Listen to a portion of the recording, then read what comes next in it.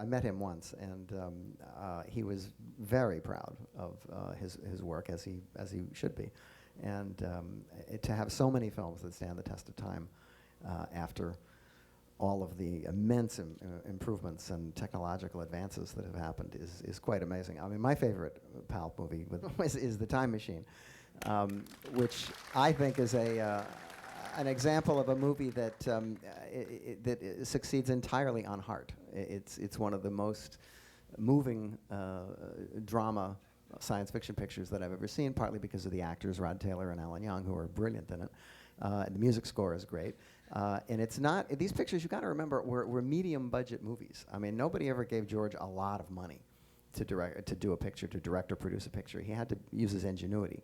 And The Time Machine is a movie that actually won an Oscar for Best Visual Effects. And seen today, some of the visual effects are marvelous.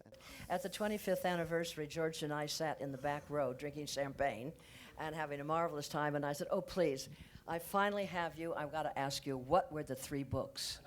And he said no. He didn't. He wouldn't tell you? No. He said, "That's up to you." And he said, "Quite frankly, I don't know." I couldn't believe that I finally got to meet George Pal.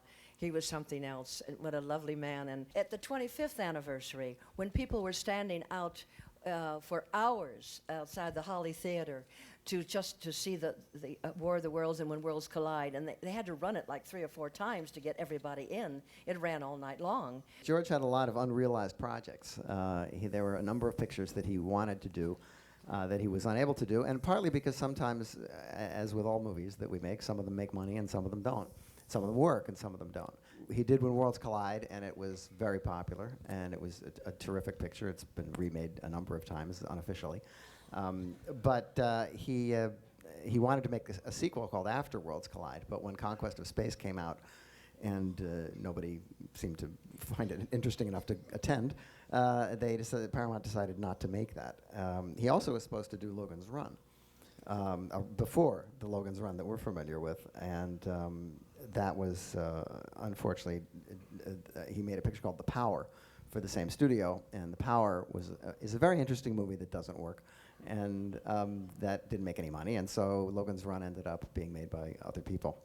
There was also When the Sleeper Wakes, which was an H.G. Wells story that he wanted to do, and that didn't work out because Woody Allen made Sleeper, and it was almost the same story, so they said no. And then he was going to do The Time Traveler, which was a sequel to The Time Machine, and that just happened to be around the time that Time After Time came out. My memories of George were of great sensitivity, warmth, humor. No, he had a brain. He was always thinking, but kindly. He saw the world through beautiful eyes, and he was able to transfer that onto the screen, and I think we were very lucky. I remember one story was we were on the back lot shooting. The Bel Air fire happened. And of course, George was directing The 7 Faces of Dr. Lao. And they came to him and said his wife was on the phone, and I was standing there. I happened to be standing there when he got the phone call. And he said, "I don't know what I can do." You know, it was a horrible fire. They told her she had to leave. She couldn't take anything. I think they lost all their baby pictures. And he just stayed there. He said, "What else can I do?" He just shot the movie.